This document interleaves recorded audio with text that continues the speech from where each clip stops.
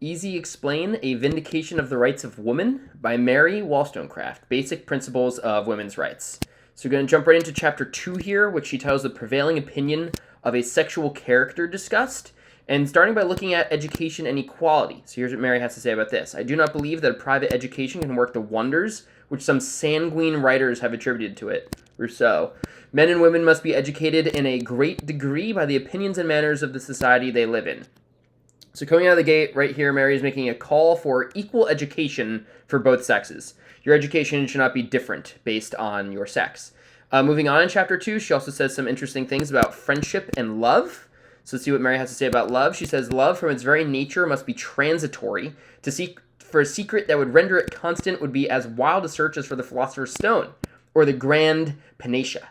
And the discovery would be equally useless, or rather pernicious to mankind. The most holy band of society is friendship. It's been well said by a shrewd satirist that rare as true love is, true friendship is still rarer.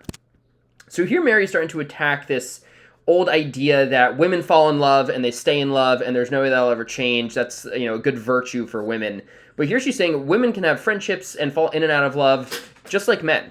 Moving on here in chapter 2, she says, must be the course of nature. Friendship or indifference inevitably succeeds love, and its constitution seems perfect to harmonize with the system of government that prevails in the moral world.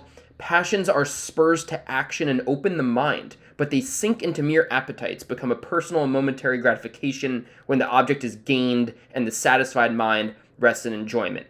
So here Mary is saying that, sure, love is great and love can move us to action sometimes, so she's not villainizing love by any means, but she's saying that love can fade, right? We can transition out of love. We can fall into indifference or friendship, and that there's nothing wrong with that, even for women. So moving into chapter 3, she titles this The Same Subject Continued. She had more to say about some of these basic principles of women's rights. And here we're going to start looking at truth and virtue and what she thinks this means for women. So Mary says, for man and woman, truth, if I understand the meaning of the word, must be the same.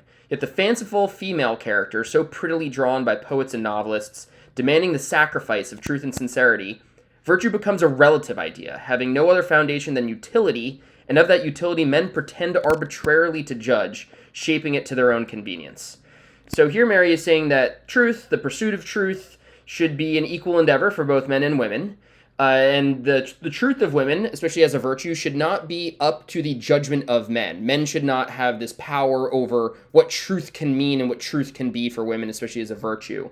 In chapter 3, Mary goes on. She says, women, I allow, may have different duties to fulfill, but they are human duties, and the principles that should regulate the discharge of them, I sturdily maintain, must be the same.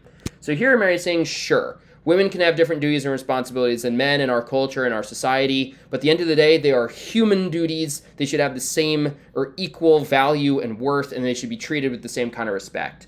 And finally, to round out chapter 3 here, Mary says, to become respectable, the exercise of their understanding is necessary, there being women. There is no other foundation for independence of character. I mean explicitly to say that they, women, must only bow to the authority of reason instead of being the modest slaves of opinion.